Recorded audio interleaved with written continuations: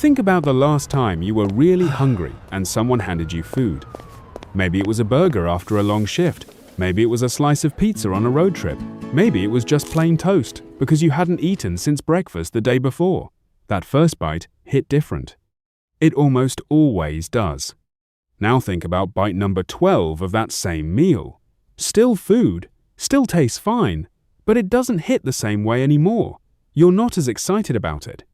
You might even be forcing the last few bites down out of habit, not hunger. Nothing about the food changed. What changed is you. And economists have a name for this pattern, even though you don't need to know economics to have already felt it 1,000 times in your own life. It's called diminishing marginal utility. That's a big phrase, so let's break it down in plain terms right now, once, and then we won't need the fancy version again. Marginal just means the next one. Utility just means how much value or satisfaction you get. So diminishing marginal utility simply means the next one you get is usually worth less to you than the one before it. The first slice of pizza gives you a lot of joy. The fifth slice gives you almost none. Same pizza, different result. That gap is the whole idea. Once you understand that one sentence, you start noticing this pattern everywhere, not just with food, with money, with time off, with relationships, with your phone, with how hard you work in a day. It's quietly running underneath almost every decision you make, and once you can see it, you can actually use it to make better decisions instead of chasing more of something that stopped paying off a long time ago. Let's go with something everyone chases: money. Picture someone who goes from earning $30,000 a year to $60,000 a year. That change is enormous. It might mean the difference between skipping meals near the end of the month and actually having something left over. It might mean finally being able to help family, or save a little, or stop panicking every time a bill shows up. That jump changes daily life in a very real, very felt way. Now picture someone who already earns $400,000 a year, and their income jumps to $430,000. Same size increase in dollar terms, but nowhere near the same size increase in how it feels. They probably won't change how they eat. They probably won't feel less stressed day to day. The number on the account grew, but the feeling barely moved. This isn't just a guess. Some of the most well-known research on happiness and income, done by two economists named Kahneman and Deaton back in 2010, found something similar. As people's income went up, their day-to-day emotional well-being also went up, but only up to a certain point. After that point, extra income kept adding to how people rated their life on paper, but it stopped adding much to how they actually felt from day to day.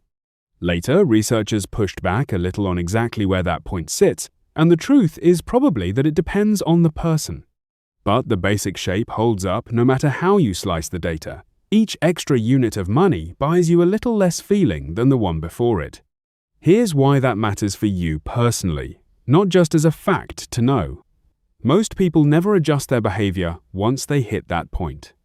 They keep chasing the next raise, the next contract, the next side hustle, with the exact same hunger they had when they were broke, because the number going up still feels like winning, even after it stopped actually improving their life.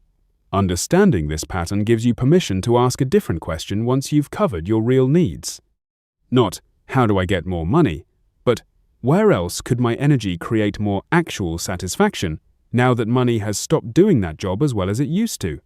Let's go back to food for a second, because it's the easiest place to see this pattern clearly, and almost everyone has lived through it. Think about an all-you-can-eat buffet. The first plate is usually amazing. You're excited, you're trying different things, everything tastes great. By the second or third plate, most people are eating slower, and by the time they're on their fourth plate, they're not even enjoying it anymore. They're just eating because it's there and they already paid for it. This is exactly why buffets are profitable for the restaurant. The owners are not stupid.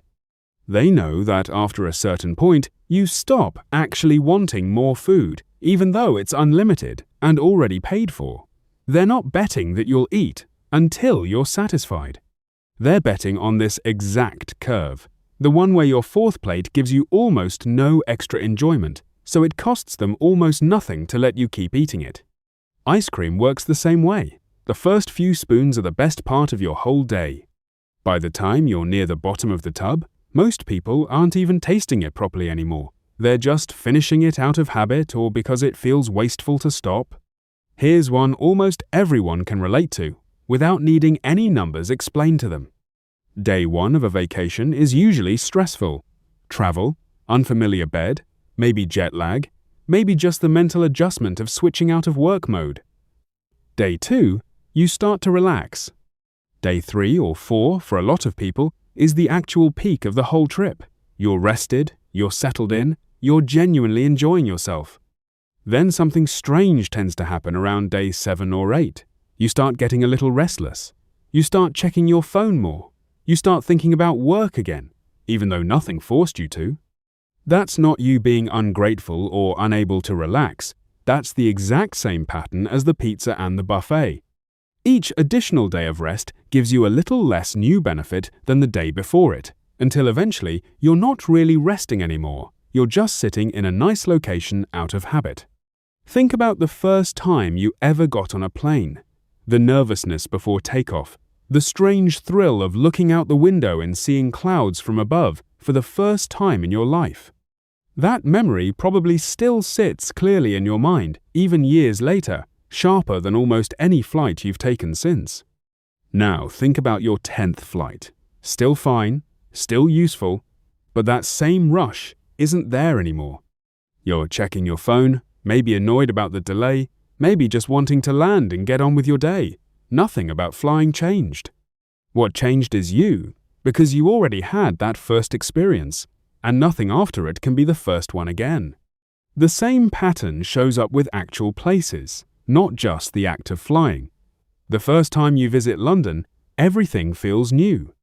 The streets, the accents, the food, the history sitting quietly around every corner. It sticks with you. Go back a second time, and it's still good, genuinely good, but some of that wide-eyed wonder is already gone, because you already know roughly what to expect this time. So people chase a new destination instead. Paris next. Then maybe somewhere further, somewhere they've never set foot in, because a brand new place can hand you back a piece of that original feeling that a repeat visit simply can't. And for a while, that works. Each new country gives you a small version of that first flight all over again. But even that has a ceiling. Somewhere down the line, after enough countries, enough airports, enough cities that used to feel like a big deal, even the newness itself stops delivering what it used to. People who have traveled to dozens of countries often describe reaching a point where one more destination barely moves anything in them anymore. And what actually sounds appealing at that stage usually isn't another country to check off a list. It's staying somewhere long enough to actually settle into it. This is the part people find uncomfortable to hear, but it explains a lot of confusion people feel in their own relationships. Early on with someone new, a simple reply to your message within a minute can genuinely make your whole day.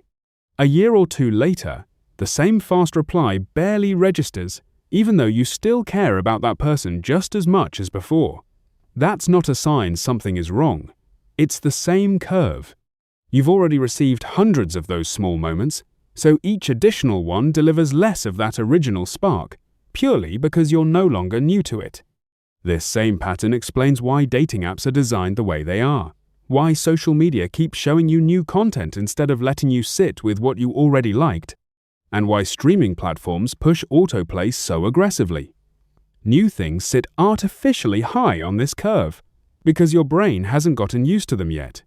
A brand new match on a dating app can create more excitement than a 50th conversation with someone you already know well, even if the person you already know is objectively a better fit for you. It's not that the long-term relationship is worth less. It's that anything new is temporarily competing at an unfair advantage, purely because it's new. Couples who manage to stay genuinely excited about each other for years usually aren't doing anything mystical. They're often just instinctively creating small resets, a new place neither of them has visited, a new hobby they try together. Not because anything is broken, but because doing the exact same routine in the exact same order eventually runs into this same curve everything else runs into. This one hits close to home for a lot of people, because almost everyone has done this without realizing why. The first few nice things you buy when you finally have a little extra money genuinely change your life. A proper mattress after years of sleeping badly, shoes that actually fit and don't hurt your feet, a phone that finally works properly instead of freezing every few minutes. Those purchases deliver real, felt value. But somewhere around the 10th new shirt, the 15th pair of shoes, the 3rd bag bought in the same month, the value each new item adds keeps shrinking, even though the price tag stays roughly the same. You end up with a closet full of things and somehow still feel like you have nothing to wear, because most of what's in there gave you a small hit of excitement once and then quietly stopped mattering. Retailers absolutely understand this, and a lot of marketing is built specifically to fight against this curve artificially. Limited stock warnings, flash sales, only 3 left, countdown timers. None of that is about the product actually being scarce most of the time. It's about manufacturing urgency so that item number 15 can feel for just long enough to get your card out, like it's your very first purchase all over again. Here's one that surprises people because it goes against how most workplaces are structured. Several large-scale trials of 4-day work weeks, including a well-known pilot run across dozens of companies in the United Kingdom in 2022, found something that should have been obvious once someone actually measured it. Output per hour often went up when total working hours went down.